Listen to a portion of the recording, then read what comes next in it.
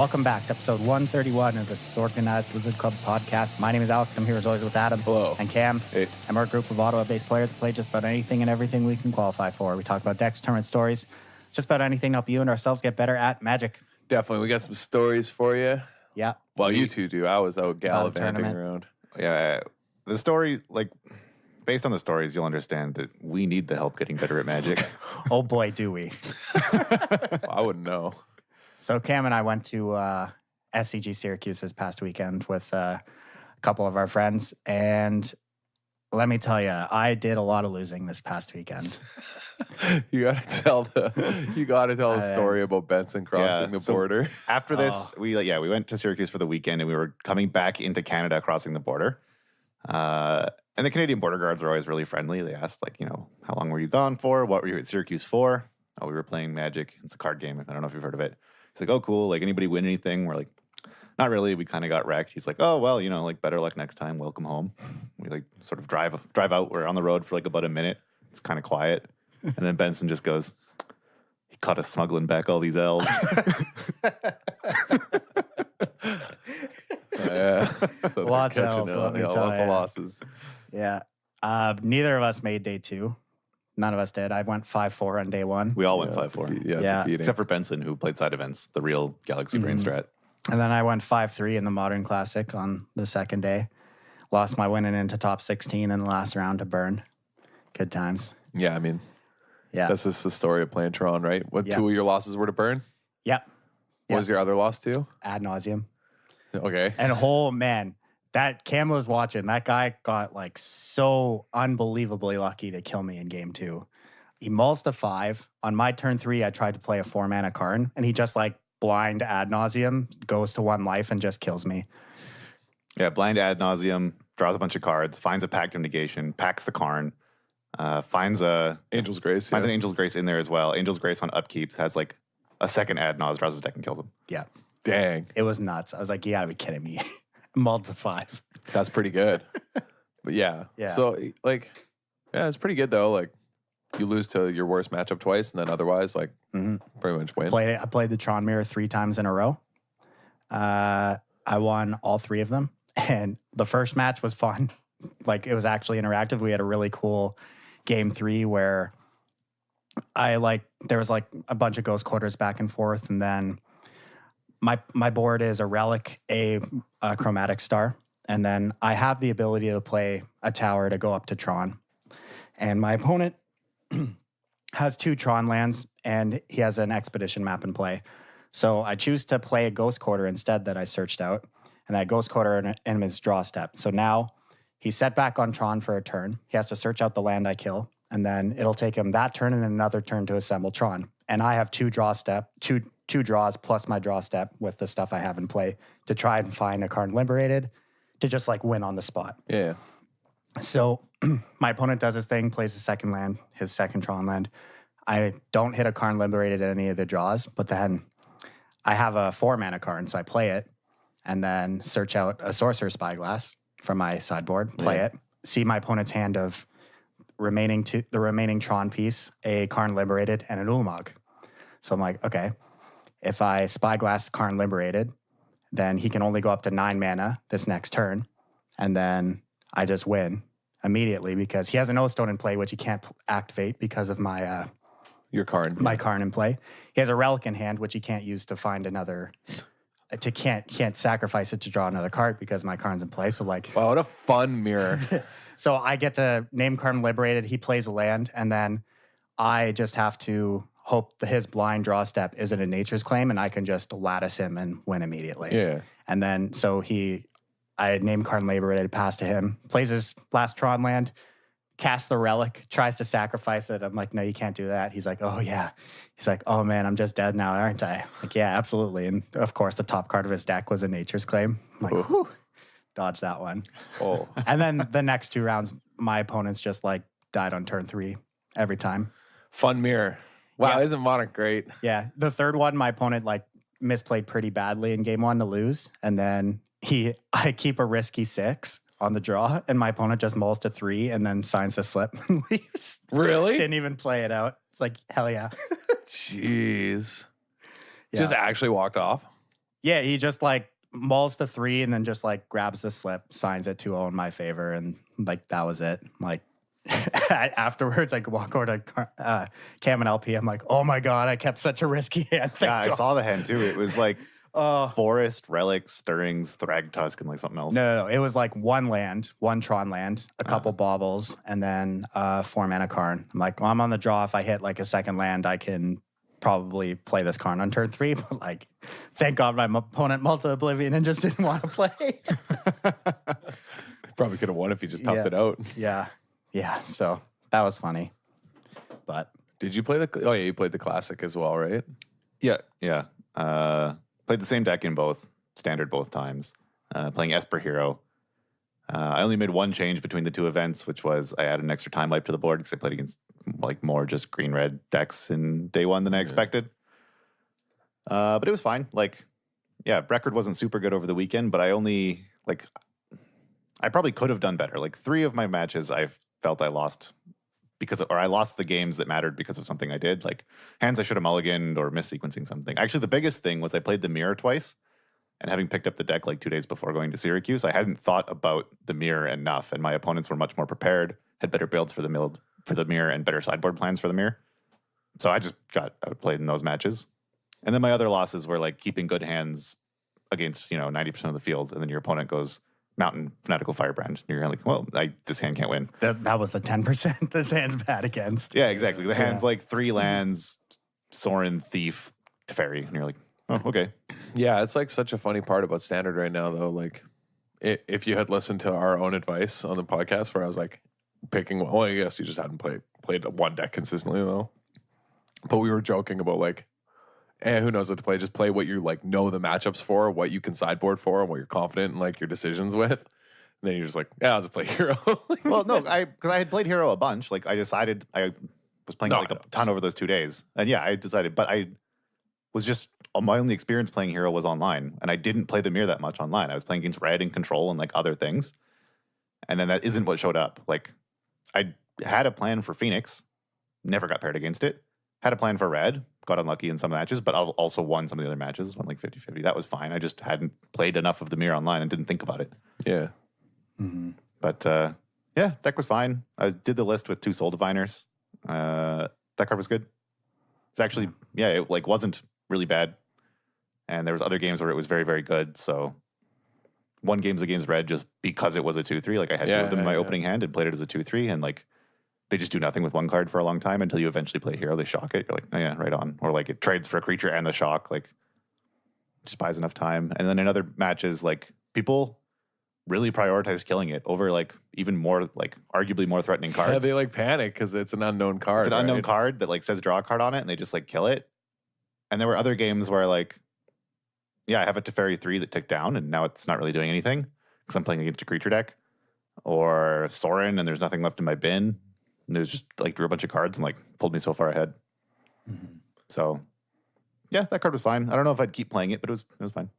So after playing Esper midrange at Syracuse, what are you thinking for the MCQ this weekend? Well, because as we're going to talk about, Planeswalker decks and various flavors of Super Friends did well at this SCG, I think. And sort of Command the Dreadhorde decks were sort of a breakout, which are also very Planeswalker heavy. I think those are going to be very popular. So I'm either going to be on one of those or something. Well, I'm probably just going to play one of those, but with Elder Spells. Mm. Something like Esper Super Friends or some black-based Super Friends list, probably, because Hero, like, I think it's well known enough at this point that anyone who builds any deck will have a plan for Hero. Like, the Jeskai Super Friends deck is playing, like, 4 shock, 1 strike, which is backwards from what you'd expect until you realize that, like, Hero is in the format and Red is in the format. Mm-hmm. Yeah. So I played Bant in Syracuse, and I built my deck a little different. I didn't play any Frilled Mystics. It was less flash. I had Vivian 5's main deck. I was a little more mid-range, some Planeswalker package in the sideboard, and my deck felt okay. I played against 7 different decks, which was really cool. I got to play a variety of different matchups, some really interesting games.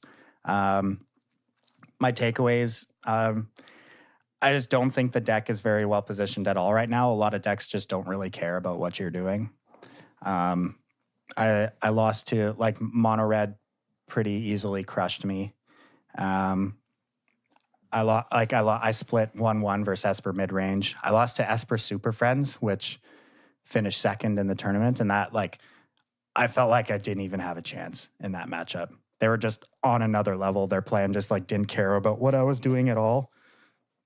Like both games, I just died to like them elder spelling onto a Liliana or a Teferi and ultimating it right away. I'm just like, we're not playing the same game at all, you know. The deck just like I felt like a lot of people just don't really care about Oketra anymore. It's not as threatening as it might have been a couple weeks ago. And one card that did really impress me though was Nissa 5 out of my sideboard. I don't think I lost a single game where I cast that card. It was unbelievable. Yeah, that card is very good. So I don't think Bant is the deck to be playing right now, but if you want to be playing Nissa 5, there's a lot of decks that can really take advantage of that card. But yeah, for me going forward, I've been playing a lot of different variations on like Command the Dreadhorde decks or different Super Friends decks, and they all feel pretty good. I think I like the Esper one the most right now. Command the Dreadhorde has the issue of like sometimes you just draw the wrong half of your deck and you get rolled over, and I just like consistently just keep losing a mono red with it. Yeah, that deck's really clunky.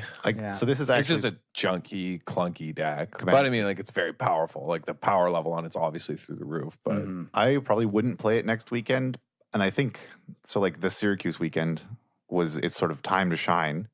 And I heard this sentiment expressed by a lot of people, sort of as you hear people talking throughout the days in the tournament. They'd say, oh, I lost to this deck. Or like one person summed it up pretty nicely. They're like, I lost to this deck and I think I understand how to play it now. But I had learned that by losing. Like that lesson cost me the match because I was trying to pressure their planeswalkers because it seemed like they had so much value, and then they would just command them all back. And I spent so many resources doing that I have nothing left, and they have everything.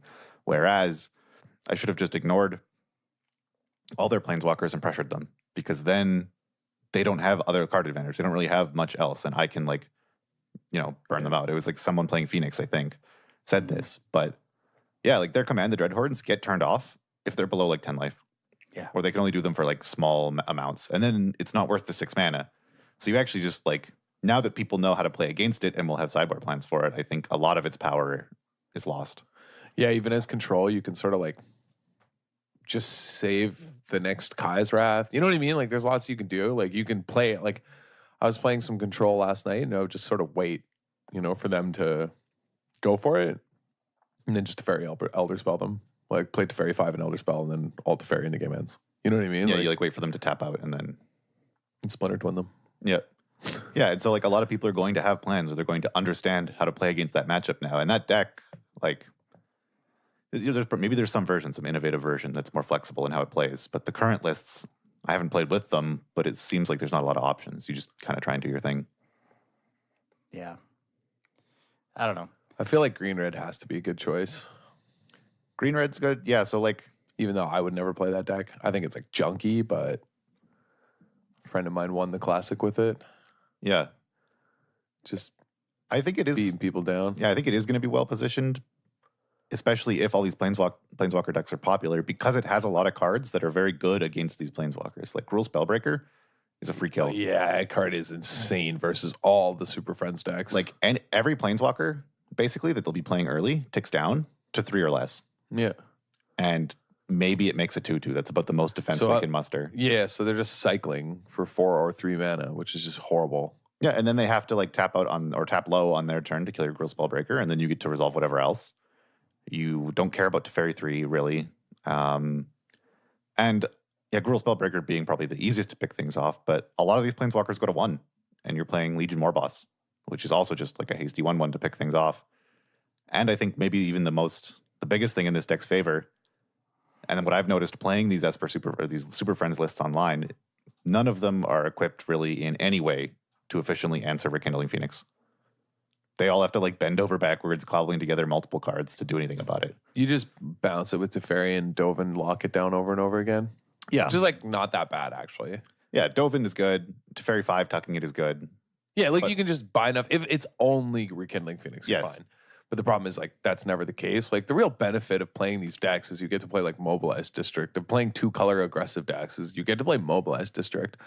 So, you know, even the Super Friends decks that are coming with 4 Kai's Wraths or like Deafening Clarion is not a big deal. You just have to be careful about Teferi 3, you know, making things instant speed. But, you know, having this creature land puts a lot of work in, right? So, yeah, that's like a huge benefit to like, that was why Hemsley was so big on Black White Knights, was literally it played for Mobilized District. And that's like the whole reason to play that deck. Like, I don't think that deck's actually very good, but I mean, he insisted it was, but I never got around to playing it, so I can't say. But just Mobilized District just feels so powerful. Like a 3/3 on a land is actually massive. Yeah, it's really big. It's huge. I've seen a lot of like Super Friends lists playing it, like Esper Super Friends playing it. Yeah. Well, like the Mobilized Jeskai one District. originally played it, right? From the Yeah. very beginning. Mhm. Because they used to play Fibblethip and stuff, like the initial builds. They don't anymore, but like the initial builds did. Yeah. Yeah, Jeskai can play it a lot easier. Well, Esper can as well. It's just Esper's also trying to Kaya's Wrath on curve sometimes. Yeah. Whereas I don't. For Esper, it's way harder. Yeah. I don't think they can play it, or they shouldn't, because of Kai's Wrath. Like it's too risky. Whereas like Jeskai doesn't have that issue with mana. Like it doesn't have the same mana issues. Like the Esper list definitely not playing it. Yeah, no, because you're trying to Kaya's Wrath, whereas Jeskai gets to play Interplanar Beacon, and it doesn't interrupt their spells or their Deafening Clarion, so they can also play Mobilized District. Yeah. So I will say is I think that like Oliver Tomako's sideboard here is like very, very good. I think it's just like really well thought out. Yeah, I think the Command the Dreadhorde sideboard is really interesting. There's one thing though that I think is missing from this sideboard. And so I'm not actually sure that you need Enter the God Eternals in this sideboard. I think it's just like probably worse than Yawgmoth's Vile Offering a lot of the times. I've started cutting it, yeah. Yeah, it just hasn't been great. And I think like, yeah, the one of Binding is okay because you actually don't have a random answer to like Immortal Sun. Oh, yeah. Like if somebody Immortal Suns you, that's it. Like you don't have, apart from the one of Binding in the sideboard, that's it. You're done. Yeah. So you got to be careful about stuff like that. But anyway, a card that I think should probably be a consideration, maybe I'm wrong here, but I would deeply consider playing this is like, you don't have access to War Boss and Esper Friends, right? And War Boss we know in the like Super Friends mirror is sort of like the defining card. Yeah, so this is just something like, we could take an aside to discuss too. well, yeah, just because like you were talking about, you know, when you were playing the mirror and Jeskai would always just have Legion War Bosses and they can attack because like you mentioned, all the Planeswalkers go to 1. So they can get rid of Narset, which is really important because if you have Kasmina and they have a Narset, you know, it's... Yeah. But anyway, a card I think Esper should be considering is probably Dreadhorde Invasion. Like you can't play Legion War Boss, but at least you can play a 1/1, you know what I mean? Something that just creates pressure every single turn. And it comes down on turn 2, which I think is actually important to pressure things. And that way, if you are going to play Enter the God Eternals, like you also have the potential of just like, well, Enter the God Eternals that, make this a 6/6, attack you, gain life. You know what I mean? Like that matters in some matchups and like mid-range matchups. So something I think they should consider is just like another permanent on the board that just sits there and creates advantage. Yeah. Yeah, I could see that. I think it's like really good in the Super Friends mirrors. I think it'd be really tough for a lot of them to beat. Yeah, it would be interesting to try it. I'm like, don't know which version of Super Friends I want to play because like Esper feels like it has better matchups across the board, except against Jeskai. Jeskai feels favored to me against Esper. And so it's like kind of what, but I also haven't played with Jeskai, so maybe its matchups aren't, it's probably fine across the board. Esper's maybe a bit better, but yeah, I guess it's kind of trying to mind game like what you think people will bring or like. Yeah, I think most people think the Esper has a better, like beats Jeskai because it has Elder Spell. But I don't know, like Legion War Boss post board just seems so bad. If you, like best of one, or not best of one, game 1 is, I think, very favored for Esper because of this, because you're both just kind of durdling around the Planeswalkers, and then Esper has Elder Spell, which is a much cleaner answer to multiple Planeswalkers than anything Jeskai can couple together. And every time I've played against Jeskai, game 1, like if I'm playing Esper, game 1's very easy, and then I can't win games 2 and 3 because like, you know they're bringing in War Boss, so you have to leave in some number of like, or you have to board into like Cry the Carnarium. You have to like leave in some number of answers to these creatures, so you don't just get run over and murdered. But then that makes their Planeswalker plan better. And even sometimes when you do have the answer to the creature, you want to tap out for a Planeswalker, which then gets killed by War Boss. Like, it's really obnoxious. Yeah. I don't know. Both the decks seem sweet, and it'll be interesting to see where the format kind of evolves from here. Because like this format, it's been changing so much. Like we're only like, are we even a month in? 3 weeks? Yeah, I don't know. And it feels just like way longer. so much has changed from like Simic Nexus being like, you know, the best deck in the format to just almost completely vacant from like any tournament results at all. Mm-hmm. And now we're just seeing all these Planeswalker decks just taking over. The one consistent thing is just mono red is still dunking on nerds. Yep. That's my own. So like as of a couple hours ago, I started trying Grixis Super Friends, wanting to swap the white cards out because I just wanted to play. I was tired of losing to War Boss out of Esper, but I still wanted to play Elder Spell because there's all these Planeswalker decks around. So I'm like, well, I'll just play Grixis Super Friends with my own War Bosses and my Elder Spells. The thought being that, like, as we've discussed, Bolas Dragon God is kind of just an all-round upgrade to Teferi, except for Teferi untaps lands, but that isn't good if everyone's playing Teferi 3. Like, it's not incredibly useful that he does that. Mm-hmm. So, maybe, to combat these, like, Planeswalker mirrors, Grixis is the answer. I don't know. I've only played, like, 3 matches with it, but it's something I'm going to be trying. With Grixis, too, you also get access to Sarkhan, and that card is, like, nuts. Yeah, you get to play Sarkhan, too, which also pressures Planeswalkers very well. Mm-hmm. You still have, as Adam was saying, like, twin combo. But rather than like sometimes the twin combo not being good enough if you're behind on board and don't have the time to take a bunch of draw steps and exile things, Bolas twin combo literally just wins the game. Yeah, really, like the main thing you lose here is you need 5 black mana, but the main thing you lose is Teferi Time Raveler, and like it just that's really the one I haven't played enough games with to know if that cost is too high, giving up that card. Yeah, but well, like there has to reach a point where Teferi Time Raveler isn't that good anymore. Yeah. Just because, like, no one's playing counter magic. Nobody's, you know what I mean? Mm-hmm. Like, nobody's bothering because, like, it's bad against Time Rattler, right? Yeah, I think we're at the point now where, like, even Esper Control, like, they're not even playing, like, for, like, counter spells anymore. Like, maybe 2 absorbs I've been seeing a lot. Like, everyone's cut down. That's what I mean. So, like, eventually, like, Teferi's not going to be, like, Busto. Then Nexus just come back in and win a tournament out of nowhere. Yeah, and even outside of, like, massive Elder spells, Grixis can play Angrass Rampage, which is very flexible just into this meta. If you get played against green red, awesome. Super Friends, awesome. Yeah, Angrass Rampage, this entire format actually has never been like a dead card. Like it's so good. You just leave it in all your control matchups because if they bring in Thief, cool, got it. You know what else it makes them sad? You know what I mean? An artifact. You can't get Immortal Sun. Yeah, that's true. Although I think Immortal Sun's just too slow. Yeah. But you still can't. yeah. I was trying it out, but like, yeah. Although, like, I don't know. I say that, but then like the Super Friends decks are pretty slow and don't interfere with your ramp. Yeah. You know what I mean? It's like, like I did try it out. Like I was saying in chat, I was going to try it out, right? I did, and it was like, a lot of my opponents just conceded. I played it and they just conceded because they just don't have answers to it. And if you just go like dork, Immortal Sun, like it's pretty good. Yeah. Yeah. And you're just a Krasis Oketra deck, right? Like you're just banned to Mortal Sun. Let's be real. Yeah. Because no other color combo you can't really justify any other color combination. Yeah, I agree. Except for Bug. Like you could justify, you know what I mean? You could consider Bug. The problem is like if you're playing black-green, you want to play Planeswalkers. Because you got to play Storev or whatever that guy's name is. Do you? Have you cast that card yet? No. I am actually shocked it doesn't see more play. It looks like it costs 5. You know, that card costs 4? Yeah. It's a 4 mana 5/4 that draw the cards. With trample. So it's like basically tracker. No, like against the Super Friends deck too, right? Has trample, like it just smashes through. That card, that card's actually insane. I'm like legitimately more surprised more people don't play it. It's very good. It could just be suffering from the like good creature problem of isn't immortal in some way and doesn't have an ETB, and so it's a little underpowered in big standard, but will be nuts come small standard. It probably lines up really poorly against all the Teferi decks too. I would imagine. Maybe if they took down on something else earlier, then like it's going to stick around. Teferi only really does one thing for a relevant amount of time. Yeah, I don't know.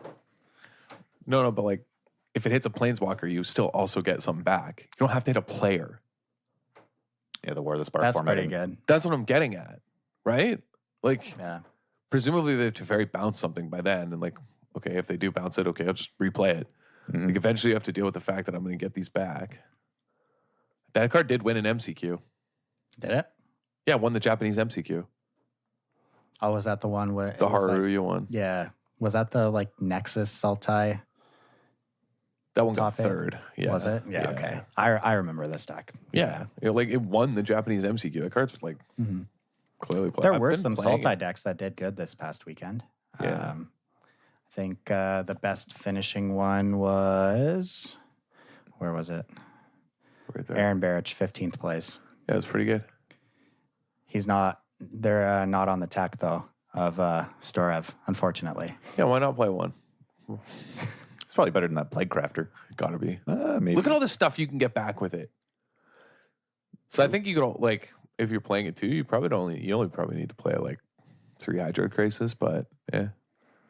3/5 vanilla. Yeah, this list is kind of wacky. Thought or Azure main deck. Yeah, I like that. So I think like the consideration here is like you either play Thought or Azure if you're gonna play Sultai midrange. You either play Thief of Sanity main or you play Thought or Azure main. Either one. But I think you have to choose between those two. Yeah. We're living in a Planeswalker world. You gotta. Yeah. Yeah. So like Thief of Sanity is pretty good against either one. You know what I mean? Like either one is an option, but like I think as Bug you need a way to interact. Like that's why you don't see like Chupacabras or hostage takers at like high volumes anymore, right? Like the list is like 2 hostage taker because it just like doesn't really matter. Yeah. So yeah, it's like a weird place right now where creature mirrors they matter, but like the top end finisher is just so much power more powerful that's actually what you have to play for. But you can't just like ignore creatures completely. It's like such a weird world, because like if you just let people play whatever creatures, then like the Sultai deck will beat you down pretty quickly. Yeah, it feels like every deck in Standard is pulling every other deck into, because there's this like array of like Planeswalkers that are just inherently harder to answer, and they're also most decks are playing some sort of creature that's hard to answer in Snowbally, and the answers aren't as like flexible as sort of would keep the whole format under wraps. It's just like sideboarding Esper versus Jeskai Super Friends thing. I feel like every deck kind of has this. I need these answers for these creatures and these answers for those threats, and like you just kind of hope they line up. Holy smokes, check this out. Do you know what's missing from this deck? Did you notice? I just realized from Aaron Barich's Sultai midrange list.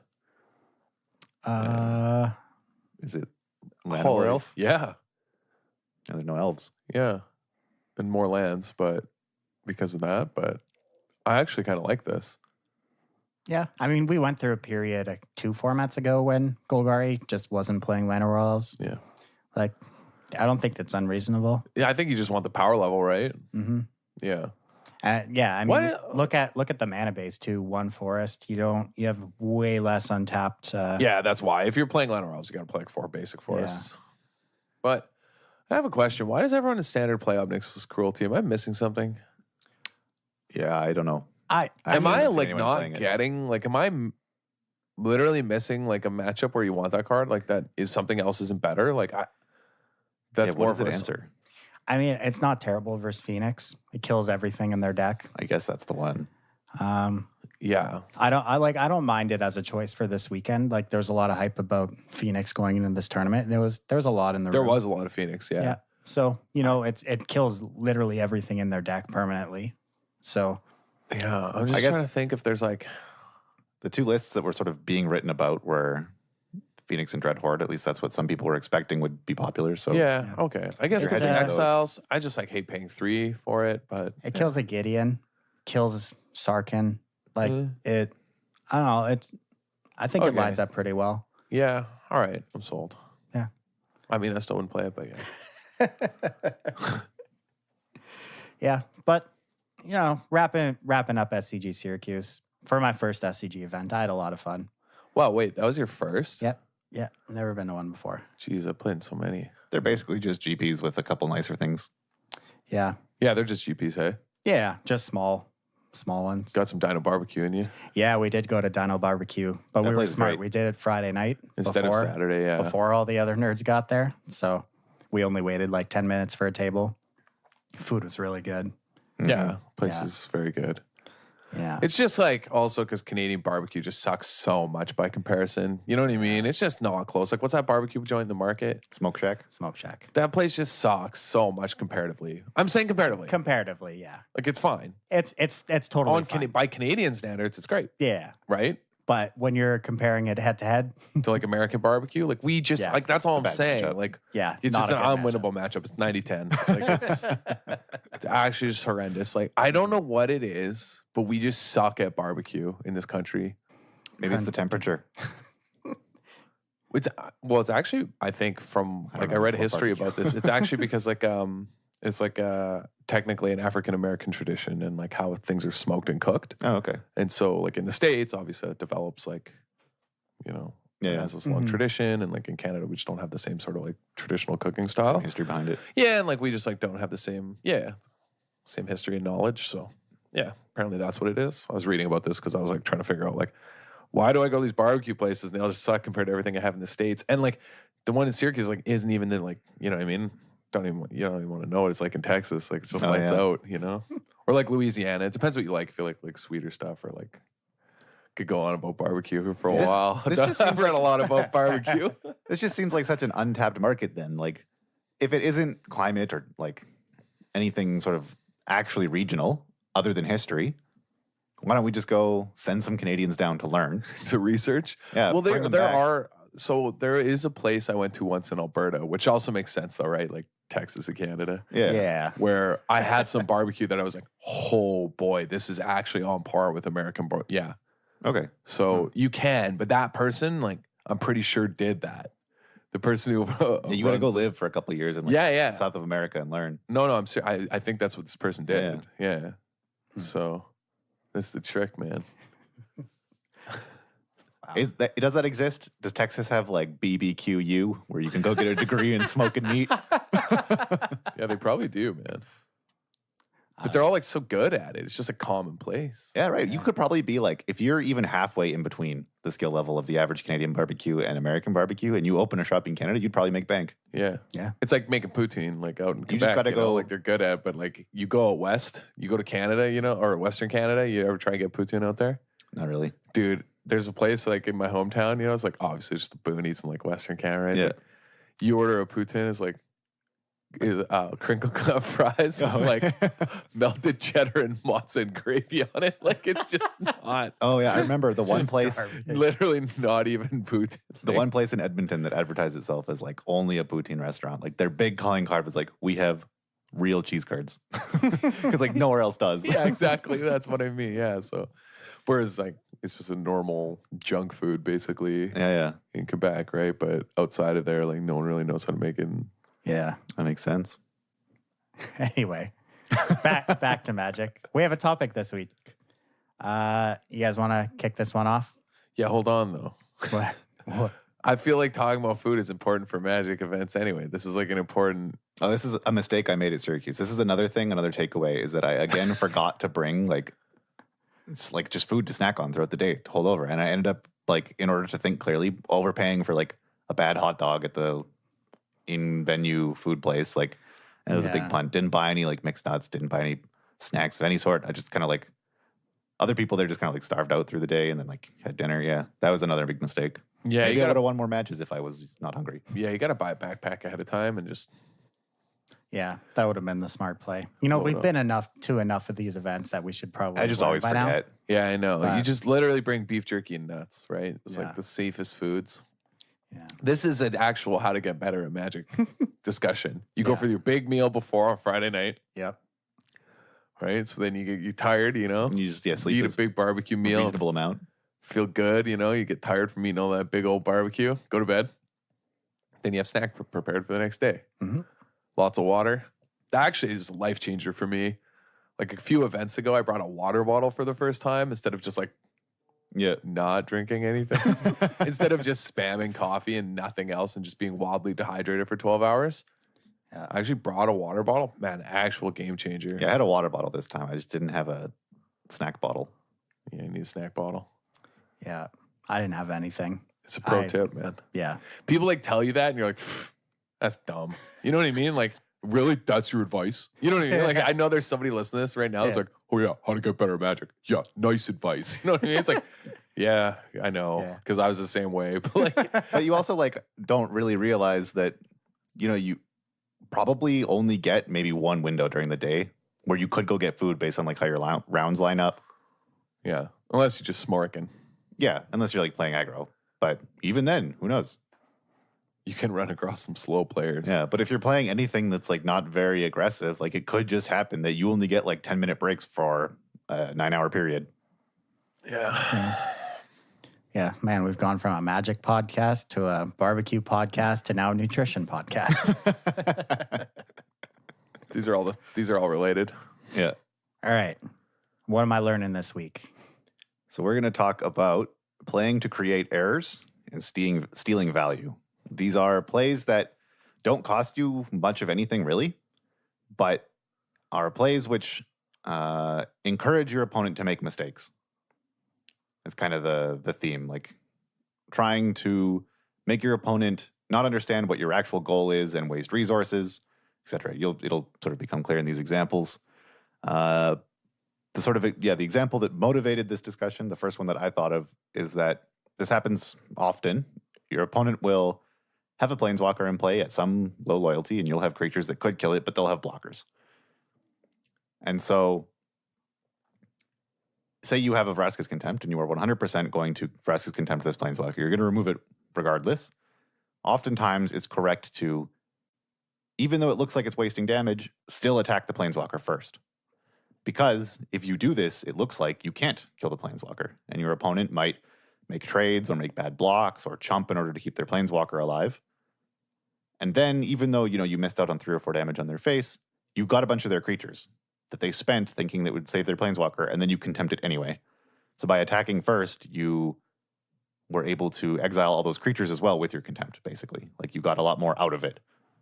And so it's these sort of plays of doing things which will make your opponent think something else is happening and play wrong.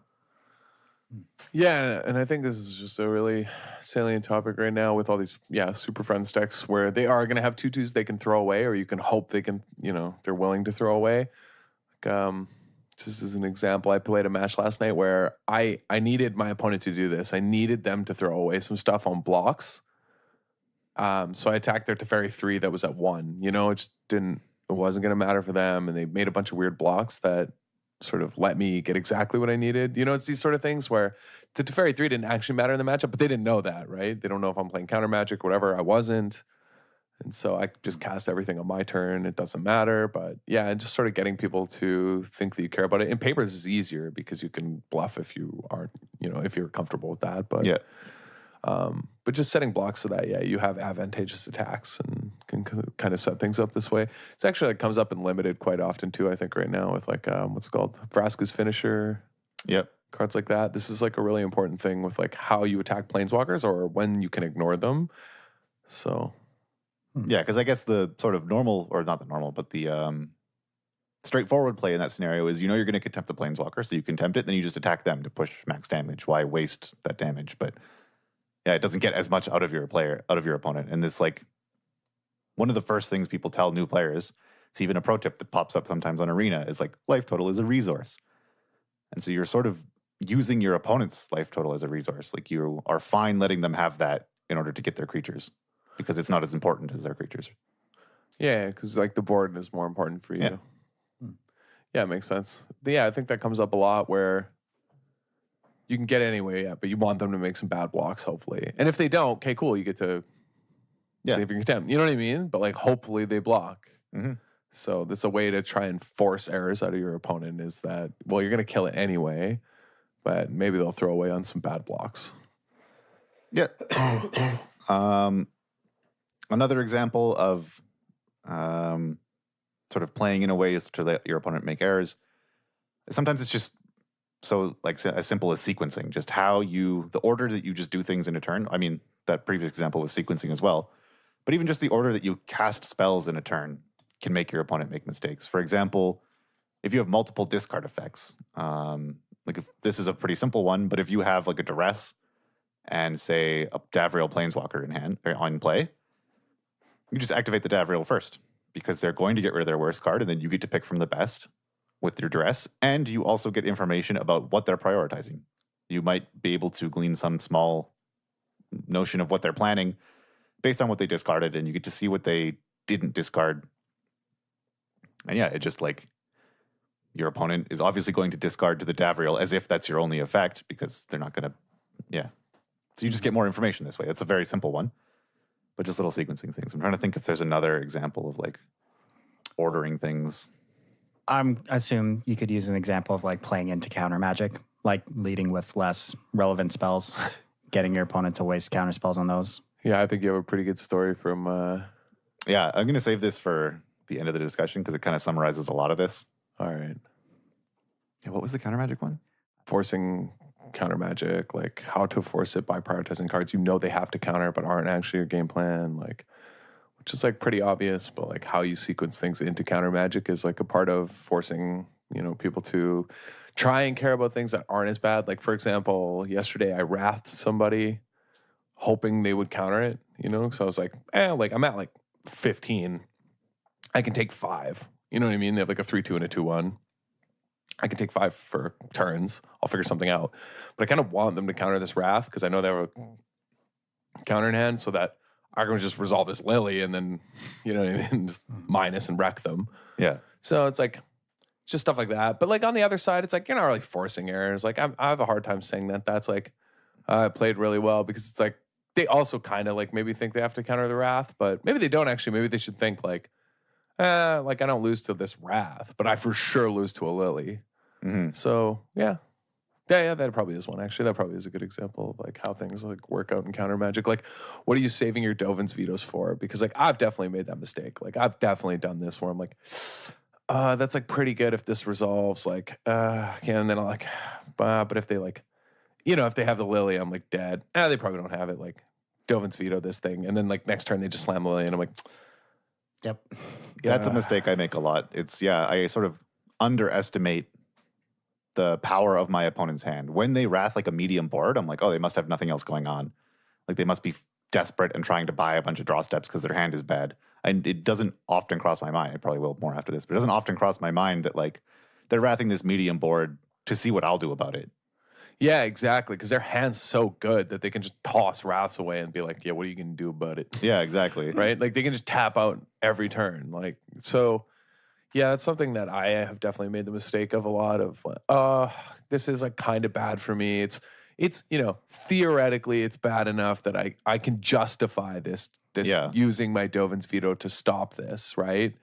And then my opponent's just cheering on the other side because they wanted me to do that, right? Yeah. And then now I can never win. It's like, yeah, that Wrath that I countered or whatever spell I countered was like bad, but I could still be in this game. Like I didn't auto lose to that, but now I auto lost because this even worse thing was like, yeah, you don't know they have it for sure, but I don't know. I feel like if you're bringing in like a 2 Dovin's veto, you got to be very stingy with them about how you're going to throw them around.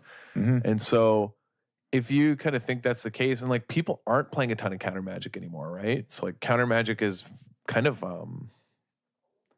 precious. You sort of have to hold on to it.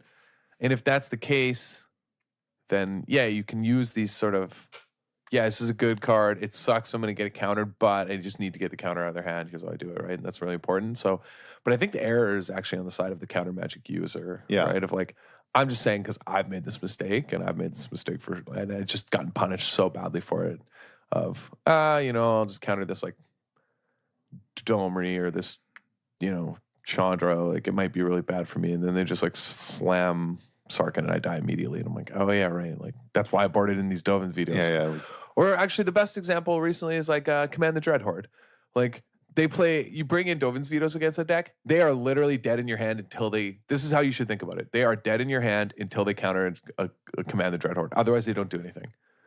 You know what I mean? Because I got because I was like, oh man, like, that card's really bad for me. Like, they're going to get someone to value off this Tamiyo. Yeah, like, oh God, I'll just Dovin's veto this Tamiyo. And then they just Command the Dreadhorde. I'm like, yeah, that's right. I remember why I sideboarded. Yeah, like that's the only reason this is here. Like, I can't beat. Maybe I'll have a harder time beating this Tamiyo, but I'm obviously not beating the Command the Dreadhorde ever. So, I guess a better example of sequencing threats into counter magics which sort of applies to playing to cause your opponent to make mistakes, is playing against Spell Pierce. People are way more willing to get baited into spending Spell Pierces wrong because there's this mentality that like the value of this card drops off as my opponents play more land, so I'm going to use it early. And so they kind of just sort of take the first opportunity given to them. And you can, in a lot of senses, like if you want to resolve it to Fairy 5 and you tap out for like something on 4, like a Kasmina or something, a lot of people will just Spell Pierce it if they have it up. So that is sort of the counter spell where you can do this, where the order that you sequence your threats, like you can basically always guarantee that if you tap out for something into a Spell Pierce, your opponent will Spell Pierce it. Yeah, almost always. That's another lesson to take away from this, though, is like to avoid those errors, because like if you're bringing in that Spell Pierce to counter like Command the Dread Horde or whatever, then like wait, like you'll be able to get them. And if it's dead for a bit, sure. But like I've found oddly enough in Standard that like turn 9 Spell Pierces still get you. Like, you know what I mean? Like eventually it'll come in handy. And sometimes turn 9 Spell Pierce works because people sort of do this like testing, right? They'll like have a bunch of mana and they'll be like, all right, I need to resolve this Command the Dread Horde. And they'll like cast a Planeswalker first and they'll be like, okay, good, no Dovin's Veto. Then they'll tap out for the Dread Horde. Yeah, exactly. Yeah, that's what I mean. Like you can get people all the time with late game spell pierces. I think that card's actually insane right now in Standard. I like messaged a friend of mine saying that I thought right now that the just green Steel Leaf Stompy Spell Pierce deck was like nuts.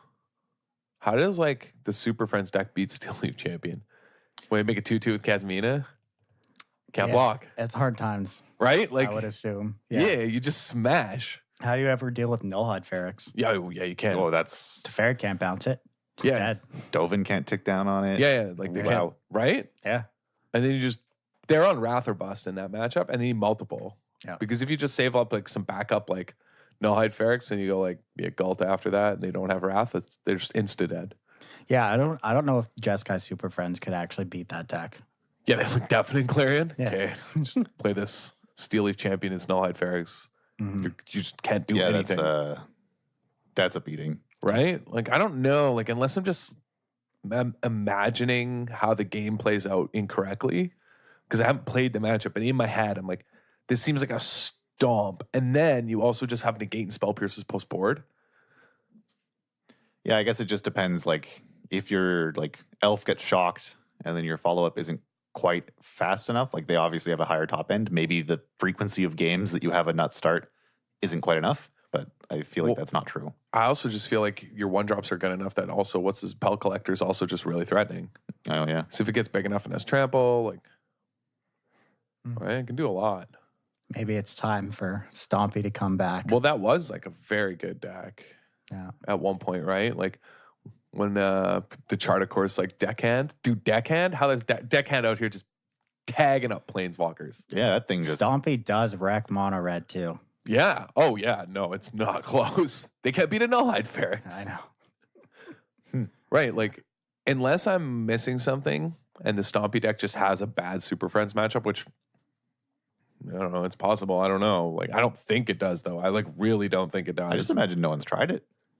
I feel like that, like, Chartic, you know what I mean? Like, whatever the, like, Departed Deckhand, Steel Leaf Champion, Nullhide Ferrex deck is probably, like, pretty well positioned. It's probably bad versus Esper Super Friends just because they're a Kaya's Wrath deck. Yeah, but that's the only card that really gets you. You know what I mean? And as long as you can all the rest of their removal doesn't do anything versus you. Yeah. But I mean, if you're playing like a green-blue version and like you have counter spells. That's what I'm getting. Yeah, that's why. I mean, that's like why I wouldn't just play mono green. Mm-hmm. Like I'm talking about with Spell Pierces. Yeah. Because then like, if you have Spell Pierces, and I think that like goes into exactly this conversation about a deck that's good in Standard is like, that's a deck where you get rewarded by just waiting and like letting them play out Planeswalkers and then Spell Piercing the Wrath, because like that's the only way they can do anything against your deck. Yeah. And just come packing with Spell Pierces and like big beaters. And then Spell Pierces are like still good against mono red. Like they're great. Maybe it's time. Yeah. Well, I mean, like, wasn't it like what's his face? Was it Nassif or Ralph Levy? I can't remember which one who was playing it. And they said they got to Mythic faster than they'd ever gotten. Oh, that was Martin Yuza. Oh yeah, sorry, it was Martin Yuza. Last Standard before War of the Spark came out. Yeah, but he was saying like with that deck he got to like Mythic ranking faster than he'd ever gotten. Like, took him like a few days, right? Like your games are faster if you have good matchups on top of that. But yeah, I just like, I would consider that deck right now. Because of that, I think it's awkward for them to play against, and I think people will prioritize the wrong thing and get spell pierced and sort of not realize like what they're walking into and how to play against it. I mean, they're like playing to create errors and stolen value is like the entire point of the Command the Dreadhorde deck, which is like what Cam mentioned before with like removal and counter magic as well, about like sort of stealing value is like, oh, I like countered the Tameo. Oh wait, no, I just died to Command the. It's like people were saying at the tournament that the breakout deck was Command the Dreadhorde because no one knew how to play against it. Like people were like, sort of, oh, I got to pressure their Planeswalkers when they should just pressure their life total because then Command the Dreadhorde doesn't do anything. But you learn that lesson and now it's okay. But there's like a lot of stolen value and like lost cost out of like people's inability to, like people are playing with errors because Command the Dreadhorde's in the deck, but maybe they don't know or they don't really understand how bad it will be for them. And so like this unknown quantity creates errors in your opponent, right? Which is like another important thing, I think. And that's something that like Green Blue Stompy has going for it too, is like if you just have a bunch of spell pierces, like people just aren't gonna know what's happening. And I think the same thing happened last night when I was playing when I was messaging you guys and I was playing the blue-green mass manipulation deck. People would just like run out all their walkers and then I'd mass manipulation for 4 and all half of them, like Yeah. That's what happened to us on that blowout, right? We were like, man, this guy's dead. Like, Yeah. we got him good. And then he just like mass manipulations our Teferi on 8. We're like, oh wait. And these are like deck building choices, which, they're not plays in game to make your opponent make mistakes, but they're sort of registration plays to make your opponent make mistakes. Well, it's just like stolen value. Like, Yeah. And this comes up in Thief of sideboards too. Sanity. Yeah, it's like when in control mirrors, when people first started putting Thief of Sanity in their sideboard to bring in 4 in control mirrors, you would steal value in those games when your opponent who didn't know about it or didn't think of it would take out all their removal. People know at this point because sort of a lot of control decks have this sort of offensive 3-drop sideboard plan. But it was the same sort of idea. You did this so that your opponent would make the mistake of taking out the removal, and then you just get to punish them for it. So yeah, it's just thinking of ways that you get to either make your opponent play slightly suboptimally or make them do something that you can punish. Yeah. What was that example? So this example kind of summed up all of it. So I was playing Esper Hero against blue-white, I'll just call it blue-white control, blue-white Super Friends. I don't have a lot going on. I have like a land in hand and an Elder Spell and a Soul Diviner in play. That's it. And like 8, 9 lands, like a lot of lands. That game was hard. I drew a lot of lands. Anyway, I'm like almost certainly dead. My opponent has like 5 cards in hand. I draw a Thought Erasure. And I'm like, okay, well, Thought Erasure, you're like, let's see what you have. And my opponent's board is a Teferi 3 and a Gideon that just smacked me for 4. And they have a bunch of lands. So I Thought Erasure and he like tanks. He's like, yeah, sure. Shows me his hand. It's like Chemister's Insight, Cleansing Nova, a land, Absorb, and Devious Cover-Up. I'm like, well, this hand is really good. I don't know how I'm going to get this Elder Spell to resolve. Yeah. So, like, I guess I have to take the Devious Cover-Up. And I'm going to take the Devious Cover-Up to try and hide the fact that I'm taking a counterspell. Because I don't have a big board, so I'm not taking the Cleansing Nova. And that one is, like, the one that lets him go longest. So maybe I don't know. So I took Devious Cover-Up. My plan was I'm going to try and surveil something on top that he will absorb. So that, this plan. Like, something good enough that he'll absorb it, and then I can resolve this Elder Spell. Hopefully. So I take the Devious Cover-Up. On top of my library is a Liliana, Dreadhorde General. And I'm like, well, he will definitely absorb that. So I leave it on top, pass the turn. He draws, or maybe like Chemistry. Anyway, he draws. On his turn, he hits me for 4 with Gideon, ticks up his Teferi to 2, Teferi 3, plays a Teferi 5, draws a card, and then untaps 2 lands, leaving him with 5 mana open. So I'm like, okay, well, 5 mana, that's, if you drew Dovin's Veto, like, he's got me, but hopefully it's Absorb and that's it. So my plan will work. I won't be immediately dead. Draws the Liliana for turn, and I'm like, well, first thing, like, I guess attack your Teferi 3 for 2 with my Soul Diviner. And he's like, cool. In combat, Cleansing Nova. I'm like, yeah. Yeah, you have your Teferi 3, play Liliana, Elder Spell your guys in Ultimate. He's like, I was so far ahead. The perfect example to wrap this up and also simultaneously blow out of the week. Yeah. The best is afterwards his friend's like, I don't think you should have cast that Cleansing Nova. Well, actually, that's not the best. The best is you like went away. Like multiple people actually. So like as soon as it happened, multiple people chirped him. So like Benson was watching the game, and as soon as the guy tapped out for Cleansing Nova, Benson didn't even watch the end. He just started laughing and walked away. And the guy got like this confused look on his face. Jake, one of our patrons who was at the event, was watching too. And after that happened, he like flashes his phone to us, and like in the app, he's like 911 dialed. He's like, "Do you guys need me to call this? That was a murder."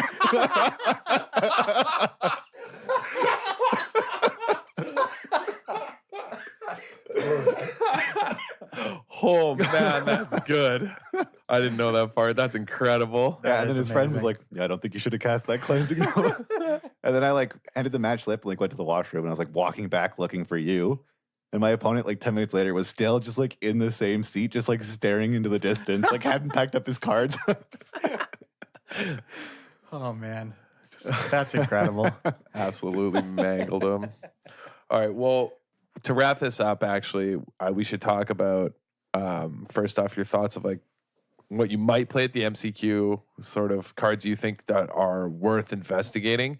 And also, if you would like to pick up any of the cards that we're mentioning and cards that we think are the hits or sleepers in Standard right now, be sure to check out wizarddower.com for all your single needs. Free shipping on orders over $15 within Canada. Check out MTG Canada, proud sponsor of this podcast. And they have their MCQ this weekend on Saturday the 25th at the Nepean Sportsplex in Ottawa. So yeah, come check that out.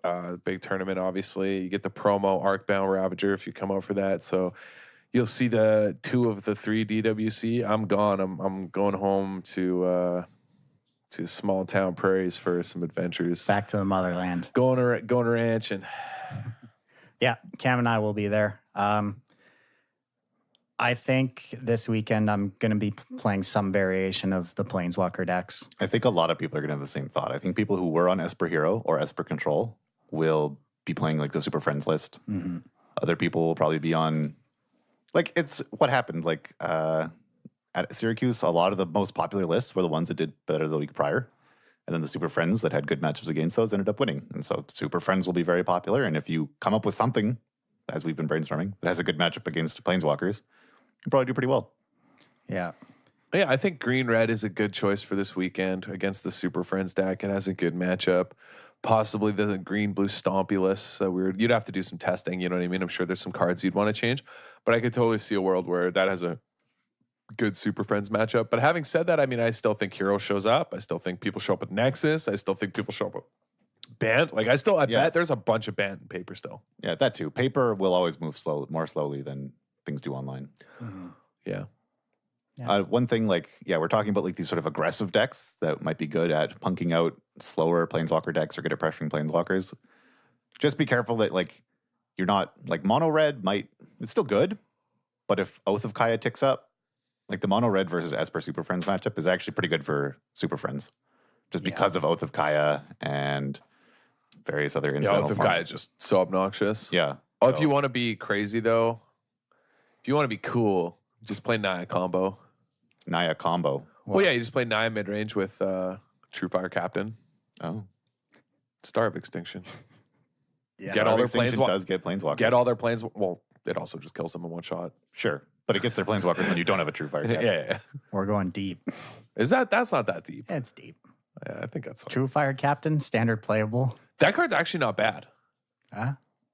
Like It It's was not it was great. pretty goddamn good and limited, let me tell you. yeah, nuts and limited. But like, it's really not that bad. You know what? The thing holding it back is that it's a 3 toughness. If it was a 4-mana 4/4 that did that, it'd actually be nuts. Mm-hmm. It's just held back by the 3 toughness. But yeah, I mean, you could just play Star of Extinction combo. If only we just had You just Boros ramp Reckoner. because it's easy to cast to cast Star of Extinction if you have a Nissa. Yeah, sure is. That kills your Nissa, but Yeah. And some of your lands. And your too. lands. well, no, because they're dead. You have a True Fire Captain. Oh, Yeah. yeah, right. And this, yeah. this That's a suitable magical cost to pay. Christmas land fantasy. So a guy have it who all. is like 3rd right now in Mythic who's playing that. And that's all he's playing. Is he? So I don't know, higher ranked than all of us. So Mhm. like more Must more be winning great. than us. Yeah. It's like hard to shit on it, you know? I just didn't know anyone was doing that. Yeah. Guy's been doing it like for a while.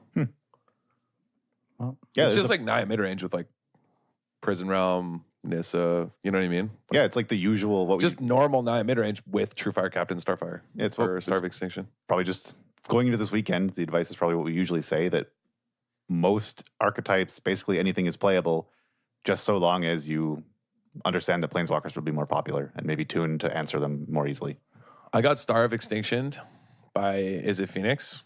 Just insta lost, obviously. I forgot like that deck used to play that card. Yeah. And they started me and I was like, Right. wow, I like a Kai's Wrath in hand. I wasted all my cards. You know what I mean? Like I have nothing now. Like cost me everything. Wow. And they can Finale of Promise it back on turn 9? Yeah. Man, how come Finale of Promise or Devastation, sorry. Right? Yeah, Devastation. Are you talking about the green one or the red one? The red one. That's Promise. It's Promise. The red one? Yeah. Yes. I thought it was Devastation. Devastation's the green one. Yeah, it seems backwards. Wait, really? Yes. Well, that's so dumb. Yeah. What is this naming convention? Yeah, I don't know. Anyway, like, has that card shown up in Storm and Modern yet? I haven't been paying attention. I don't know. I don't think so. Me neither, right? I feel like it should. It's probably pretty good. Yeah. It's probably like, it's probably nuts, right? Yeah. Like, young Pyromancer decks should also be playing this card, right? You just get to Faithless Looting and Manamorphose. Yeah. I'm listening. Yeah, like young Pyromancer decks are absurd with that card. You just make 3 guys and like bolt them, Faithless Looting. Bring back your Phoenix. Yeah. Bolt them Faithless Looting for 3. That's really strong. Well, because it's a third spell, you get 3 Yeah. young Pyro tokens and you get back a Phoenix. Mm-hmm. Yeah. That's pretty good. That is pretty good. Yeah, people should play that card in Modern. Probably should. Well, there's no reason doing anything in Modern until Modern Horizons is out. Then you got to rebrew again. I'm going to play around with that Tron deck, man. The standard one? Yeah. Yeah. Dude, how do you beat a God Pharaoh statue? Angrass Rampage it. I don't know. It costs 4, but Angrass Rampage is actually the bee's knees, hey? What can't it do? kill it. You know, I forgot. Can't kill enchantment. Yeah. Speaking of, this is how you want to hear how I got wrecked? I forgot that Bedevil also. Hits artifacts? Yeah, and I was like, Immortal Sun. Got you, idiot. And then I was like, nice Grixis control deck with like dumb planeswalkers, like slammed Immortal Sun. I was like, got him. I was like, man, this guy's dumb. I can't believe he tapped out. Then he just like untaps and bedevils because he knew it was on top. Yeah. And I was like, man, this guy's a dumb, you know? Just like laughing. And then it's just like bedevils. I'm like, wait, is that in bug? Like, read the card. I'm like, oh yeah. Wow. Man, that card is nuts. Bedevil is insane. Yeah. Maybe it's time to dust those bad boys off. All these planeswalkers running around. Well, like Grixis gets to play, yeah. And Grixis never played counter magic anyway. They Yeah, don't that's care. what I was thinking. Just like make it a bit more super frenzy. And you also like there's turns where you know your opponent has a Dovin's veto and you get to just be like, Bolus 4, like please discard something. Yeah. And also like that deck has a really good ban matchup if people still play ban pile. Like Bolus 4 flies over all these dumb tokens the planeswalkers make to kill them. Grixis might be good. Yeah, I thought about it like 4 hours ago. Bolus I'm gonna just go back to trying. Oh yeah, with Bolus too, because you just get all their abilities. You're like, what Yeah. should I do? It's probably just tough first aggro, right?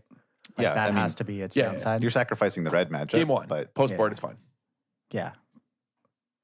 Post board is totally fine. Yeah. The winner of our DWC organizational was a Grixis deck versus beating out some aggro decks on stream. So, but yeah, it's tough game 1. Post board though, it's fine. You get cry like moments and everything, right? Enter the God Eternals. Yeah. That's true. Is Grixis just nuts? And no one plays it? I don't know. I have not played it, so I can't comment. Yeah. I feel like I feel like it'll be a good sort of retaliation to these other planeswalker decks. But I think so too. Yeah, Bolus like King Planeswalker, right? yeah. Yes, it can. Yeah, how are you playing Super can use Friends and all not of the your Dragon God? opponent's planeswalker's abilities if you want. Not that any Yeah, of you them are can better make than something Bolus's, not do but- damage to itself. Or that's nuts. You can -1 your Bolus to Dovin's Hand of Control something. That's insane.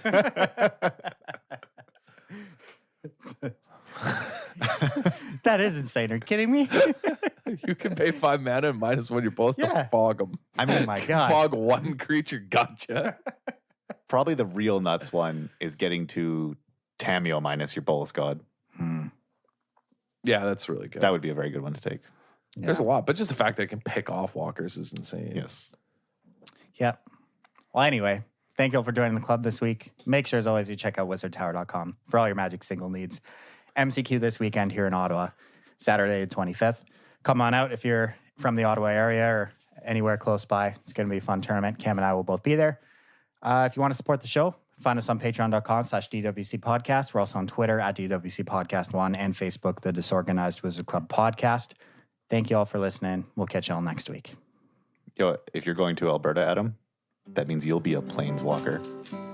Yikes.